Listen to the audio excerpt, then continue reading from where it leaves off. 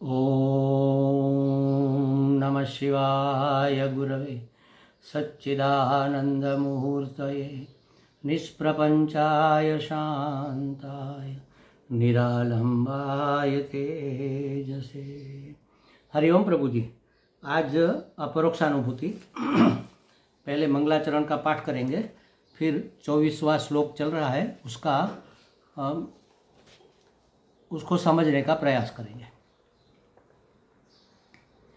ओम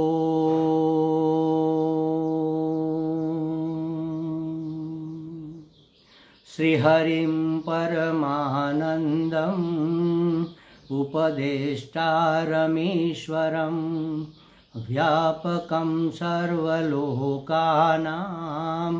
कारणं तं नमाम्यहम्। ब्रह्मैवाहं समशान्तः सच्चिदानन्दलक्षणः नाहं देहो ह्यसद्रूपः ज्ञानमित्युच्यते बुधः। क्या कहते हैं इसमें कि बुद्ध पुरुष जो ज्ञानी पुरुष है, आत्मज्ञानी पुरुष है, वह इसी को ज्ञान कहते हैं। किसको? कि समः शांत सच्चिदानंद लक्षणः, जो सम है, समान है, शांत है और सच्चिदानंद लक्षण युक्त है। जो ब्रह्म है वह मैं हूँ, मेरा स्वरूप यहाँ निर्देश हो रहा है, वह मैं हूँ। असद रूप देह अहम न, असत रूप मिथ्या जो देह है वह मैं नहीं हूँ। तत्ज्ञानम अस्ति इति बुधौ उच्यते, वही आत्मज्ञान है ऐसा ज्ञानी जनों ने कहा है। उसमें हम चर्चा कर रहे थे अहम ब्रह्मैव ब्रह्मैवाहम, मैं ब्रह्म हूँ, ब्रह्म ही मैं हूँ, इसके बारे में चर्चा हो रही थी। तो हर व्यक्ति, वस्तु, पदार्थ, परिस्थिति, हमने चर्चा की थी कि 5 अंशों से युक्त है। अस्ति भाति प्रिय रूपम नाम इति अंश पंचकम, ये 5 अंश हर एक व्यक्ति में, हर एक वस्तु में, हर एक पदार्थ में, हर एक परिस्थिति में हमें देखने को मिलेगा।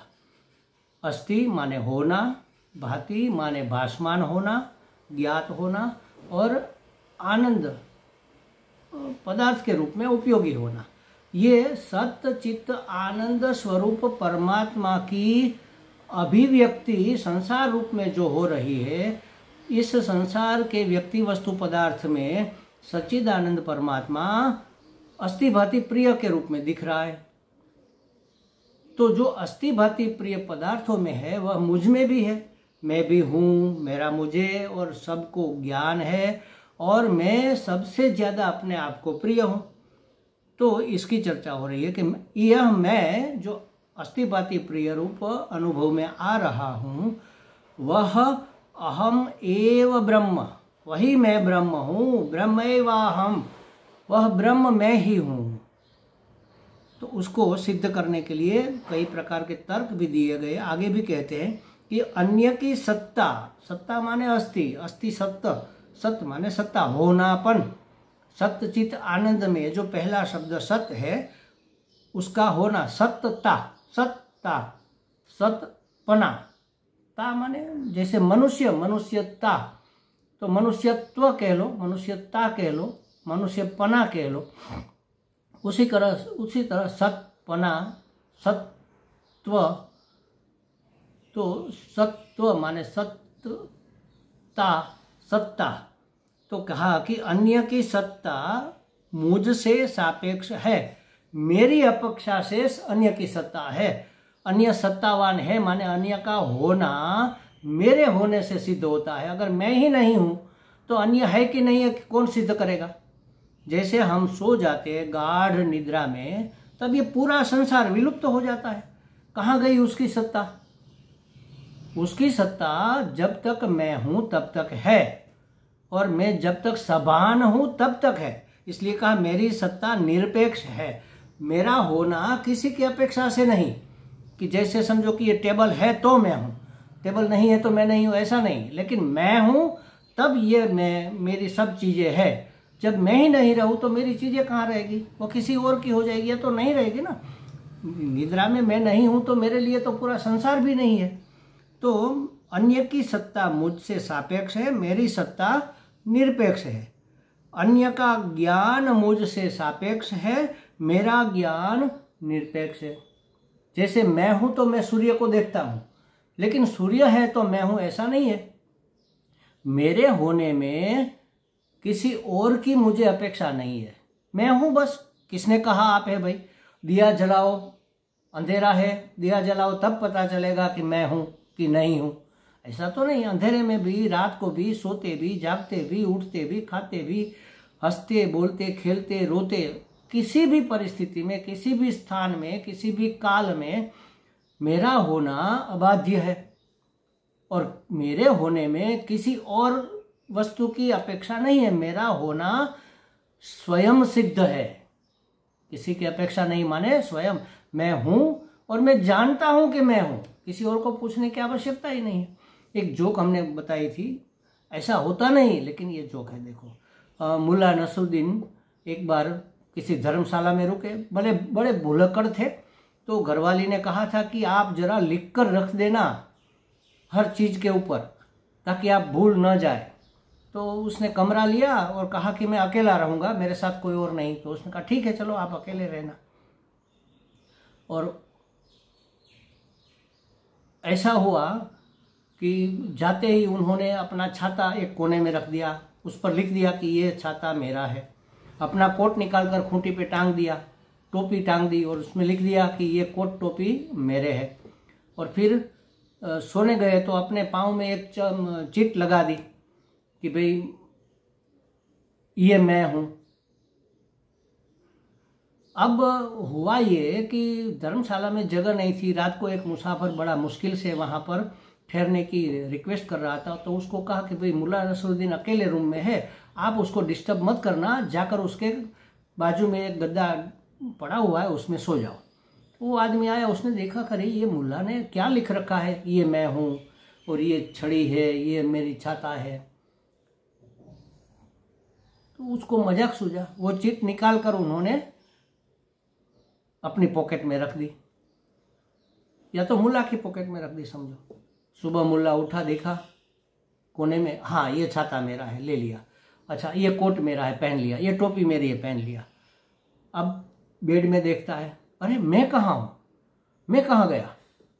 वो चिट लिख कर रखी थी कि यहाँ सोया है वह मैं हूँ, तो यहाँ तो कोई सोया ही नहीं, मैं कहाँ हूँ? और दूसरा आदमी बाजू में सो रहा है तो उसके ऊपर कुछ लिखा नहीं, वो तो मैं हूँ नहीं। ऐसा नहीं होता महाराज, ये तो जोक है, ऐसा होता नहीं। मैं हूं, इसकी सिद्धि के लिए मुझे किसी और व्यक्ति, वस्तु, पदार्थ, प्रकाश, किसी की भी आवश्यकता नहीं है। मेरा होना निरपेक्ष है, इसका मतलब है मैं स्वयं सिद्ध हूं। मैं हूं ऐसा सिद्ध करने की आवश्यकता नहीं है, मैं स्वयं सिद्ध हूं। और अन्य का ज्ञान मुझसे सापेक्ष है, मेरा ज्ञान निरपेक्ष है। मैं हूं कैसे पता चला? मैं जानता हूं। मेरे जानने के लिए मुझे किसी और की अपेक्षा नहीं है कि मैं हूं कि नहीं हूं। ये मुझे जानना है तो मुझे चिट लिखकर अपने पांव पर चिटकानी नहीं होगी। तो मैं, जैसे मेरा होना स्वयं सिद्ध है, वैसे मेरा ज्ञात होना, मेरा चित्त रूप होना स्वयं प्रकाश है, अपने आप प्रकाशित होता है। मैं जानता हूं कि मैं हूं और मैं जानता हूं कि मैं हूं। ये मेरा होना निरपेक्ष हो गया। मैं जानता हूं कि मैं हूं, ये मेरा ज्ञान निरपेक्ष हो गया। मेरे ज्ञान के लिए मुझे किसी और की आवश्यकता नहीं है। और अन्य की प्रियता मुझसे है, कुछ मुझे प्रिय लगे, कुछ न भी लगे। वह प्रिय है ही क्या नहीं है, ये कौन तय करेगा? मैं तय करूंगा। ये फूल सुंदर है कि नहीं है, कौन कहेगा? मैं कहूंगा। अगर मैं कहूं कि ये सुंदर नहीं है तो मेरे लिए सुंदर नहीं है। मैं कहूंगा कि अरे बड़ा सुंदर है तो मेरे लिए सुंदर है। सुंदरता की कोई व्याख्या निश्चित नहीं है। अपनी अपनी मान्यता के अनुसार, अपनी अपनी अपेक्षा से कोई चीज सुंदर या असुंदर हो सकती है। सुंदर है माने प्रिय है, उपयोगी है। तो उपयोगी है, मेरी अपेक्षा से उपयोगी है ना, मेरे उपयोग की नहीं है। जैसे समझो कि एक नाम मैंने सुना, तरला दलाल, उसकी एक रेसिपी की बुक है, व्यंजन कैसे बनाते, भोजन कैसे बनाते।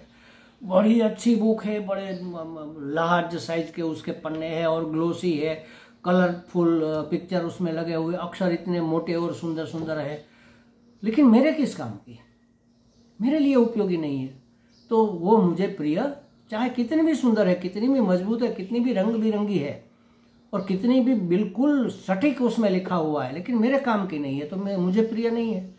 तो मेरा अपना प्रिय होना किसी के ऊपर आधारित नहीं है। जैसे वो दलाल की रेसिपी की बुक मेरे होने की अपेक्षा रखती है। मैं हूं, अगर मुझे प्रिय है तो प्रिय है, मुझे नहीं है प्रिय, उपयोगी नहीं है तो प्रिय नहीं है। लेकिन मेरी अपनी प्रियता सापेक्ष नहीं है, किसी के अपेक्षा से नहीं है, मैं अपने आप को प्रिय हूं बस। तो मैं स्वयं सिद्ध हूं, मैं स्वयं प्रकाश हूं और मैं स्वयं आनंद स्वरूप हूं। प्रिय हूं माने आनंद स्वरूप हूं, निरपेक्ष हूं। मैं होऊंगा तब घड़ी, रुमाल, ये सब होगा। मेरे होने, मेरे जानने और मेरी प्रियता को अन्य किसी की अपेक्षा नहीं है। इसलिए मैं को क्या कहते हैं, मैं स्वयं सिद्ध हूं, मैं स्वयं प्रकाश हूं और मैं स्वयं आनंद स्वरूप हूं। यह सच्चिदानंद हमसे प्रवाहित होकर दूसरों में जा सकता है। सच्चिदानंद मेरा अस्तिभाति प्रिय। दूसरा अस्तिभाति प्रिय मुझे कब लगता है, जब मैं अपने आप को जानूं, मैं अपने आप का होना, अपने आप का ज्ञान स्वरूप, अपने आप का ज्ञान और अपने आप की प्रियता जैसे निरपेक्ष है, तो ये सच्चित आनंद या अस्तिभाति प्रिय हमसे प्रवाहित होकर दूसरों में जा रही है, किंतु दूसरों से हम में नहीं आ सकती।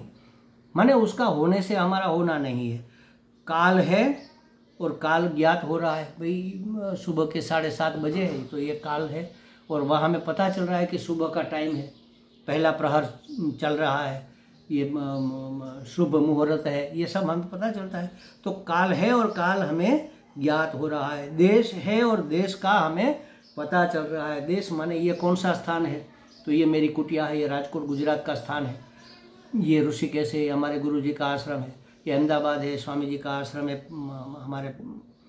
तो वस्तु है और वस्तु का ज्ञान होता है, वस्तु है और वस्तु हमें ज्ञात है। काल का भान अभान दोनों मुझे ज्ञात है, अतः मैं अविनाशी हूँ। काल का होना और न होना, अब शाम नहीं है, अभी मध्यरात्र नहीं है, अभी सुबह है, तो काल का होना, काल का न होना दोनों को जानने वाला मैं अविनाशी हूँ। अगर मैं भी मध्यरात की तरह अगर नहीं होता तो मैं कैसे जानता।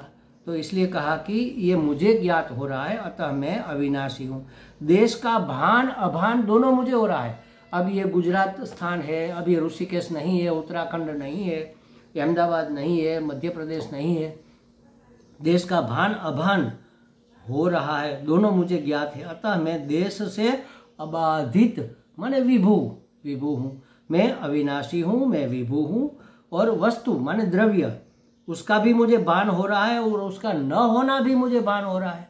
ये मेरा वस्त्र है और इससे पहले जो एक वस्त्र था वो अब नहीं रहा, फट गया, टूट गया, मिट गया। तो वस्तु का होना और वस्तु का न होना दोनों मुझे ज्ञात है, अतः मैं वस्तु से अबाधित अद्वितीय हूँ। तो मैं अविनाशी हूँ, मैं विभू हूँ, मैं अद्वितीय हूँ। मेरे होने में किसी दूसरे की सत्ता आवश्यक नहीं है। हम इतने सूक्ष्म है कि देश हमारे विभुत्व को काट नहीं सकता।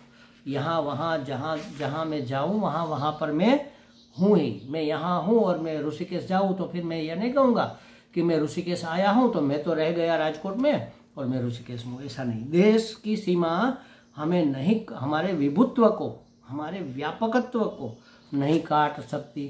काल हमें अपनी सीमा में बांध नहीं सकता कि सुबह में हूँ और शाम को नहीं हूँ। कोई है जो नहीं रहेगा, वो मैं नहीं हूँ। जो जन्मा है वो मरेगा, लेकिन जन्मने मरने वाला मैं नहीं हूँ, यह कहना चाहती। ये देह जन्मा है, देह नहीं रहेगा, लेकिन मैं तो रहूँगा। जैसे हमने कई बार उदाहरण भी दिया है कि हम बचपन में कैसे थे, छोटे से थे, नाजुक थे, कूदते फांदते खेलते रहते थे। वो बचपन का शरीर नहीं रहा, लेकिन मैं तो रहा। फिर जवानी आई, बड़ा जोश था, बड़े पराक्रम थे, बड़ी कार्यशीलता थी। वो जवानी का शरीर नहीं रहा, लेकिन मैं तो रहा। अब प्रौढ़ अवस्था आई, जरा सक्षम हो गए, सलाह सूचन करने लगे, मार्गदर्शन सबको देने लगे, अधिकारी बनने लगे। वो अवस्था गई, बूढ़ापा आ गया, लेकिन मैं तो हूँ। तो मेरा किसी सीमा में बंधना नहीं होता। काल मुझे किसी सीमा में बांध नहीं सकता। पहले भी था, आज भी हूँ, और कल ये शरीर नहीं रहेगा, लेकिन मैं रहूँगा। अब तक जो नहीं गया शरीर के साथ, वो अब क्यों जाएगा? तो कहते हैं कि संस्कार सब देश काल संबंध से बदलते रहते हैं। संस्कार तो बदलते रहते हैं, भूगोल बदलता रहता है, खगोल बदलता रहता है, मन का प्रसाद विषाद बदलता रहे। मन कभी खुश होता है, कभी नाखुश रहता है। विषाद माने नाखुशी। तो मन का प्रसाद विषाद बदलता रहता है, किंतु मैं एक रस रहता हूँ। एक रस, अखंड एक रस आनंद स्वरूप मैं, उसमें कोई परिवर्तन नहीं है, कोई सीमा नहीं है, कोई बदलाव नहीं है, कोई विकार नहीं है, कोई परिणाम नहीं है, परिवर्तन नहीं है। ब्रह्म परिच्छेद के अभाव से उपकल्पित रहता है, उपकल्पित सत है। ब्रह्म सत है तो मैं भी तो सत हूँ। देश काल वस्तु के भासते हुए भी इनसे ब्रह्म परिचिन्न नहीं है। यहाँ दिख रहा है, वहाँ दिख रहा है, वहाँ, लेकिन वह उसमें मर्यादित नहीं है। ऐसा अपना स्वरूप है। यह सम कहा जा, समान रूप से व्याप्त एक रस, किसी भाव से इसका तादात्म्य नहीं। तो जहाँ अहंकार, असूया, तिरस्कार, ईर्षा, द्वेष आदि है, वहाँ शांति कहाँ है? वैषम्य होगा, राग द्वेष होगा ही। आत्मा तो सम है, और इसलिए इसमें नीरव अखंड शांति है। आत्मा शांत स्वरूप है। जो अशांत है वो तो हमारा मन है। तो भेद नहीं है, वह अभेद स्वरूप में भेद कहाँ है? तीनों भूतकाल में, वर्तमान में, भविष्य में, तीनों काल में हम सम रहते हैं। आभासवादी कहते हैं कि अंतःकरण की वृत्ति में आभास चैतन्य होता है, वह प्रमाण वृत्ति पर आरूढ़ होकर प्रमेय परिच्छिन्न चैतन्य से जब एक होता है, तब वस्तु का हमें ज्ञान होता है। चैतन्य आरूढ़ जब होता है हमारी वृत्ति पर, तब हमें सबका ज्ञान होता है। मतलब घड़ा हमें दिखता है, तो घट आकार की वृत्ति जब तक नहीं बनेगी, तब तक देखते हुए भी हम घड़े को नहीं देखेंगे। तो घड़े में जो चैतन्य है और हमारी वृत्ति में जो चैतन्य है, उसकी एक रूपता होगी। नेगेटिव पॉजिटिव दोनों जब डालेंगे स्विच बोर्ड में, वो प्लग में, तब तो प्रकाश होगा, तब हमें घट ज्ञान होगा। माने मैं यहाँ वृत्ति के ऊपर आरूढ़ चैतन्य हूँ, तो घड़े के रूप में रहा हुआ चैतन्य भी मैं ही हूँ। दोनों की एक रूपता होगी, तब हमें संसार का, समाज का, अपनी वृत्ति का, अपने भाव अभाव का, अपने प्रसाद विषाद का भान होगा। तो इस तरह से समः का अर्थ हुआ प्रमाता में भी वह प्रमाणीय रूप से वही प्रमेय है। प्रमेय के माने मन भी मैं ही हूँ, अंतःकरण प्रमाण है वह भी मैं ही हूँ, और घड़ा प्रमेय है वह भी मैं हूँ। मन माने मन की वृत्ति भी मैं हूँ, सामने पड़ा हुआ घड़ा, उसमें रहा हुआ चैतन्य माने चैतन्य रूप से भी मैं ही हूँ, और दोनों की जो सिद्धि होती है घट रूप में, पद का अर्थ हमें पकड़ में आता है, वह भी मैं हूँ। समान रूप से व्याप्त, इसके लिए हम एक रस शब्द का इस्तेमाल करते हैं। मैं अखंड माने जिसका खंड नहीं है, अखंड एक रस आनंद स्वरूप में हूँ। अब शांत स्वरूप में हूँ, इसकी चर्चा हम आगे करेंगे। ओम पूर्णमदः पूर्णमिदं पूर्णात् पूर्णमुदच्यते पूर्णस्य पूर्णमादाय पूर्णमेवावशिष्यते। ओम शांति शांति शांति। हरि ओम। श्री गुरुभ्यो नमः। हरि ओम।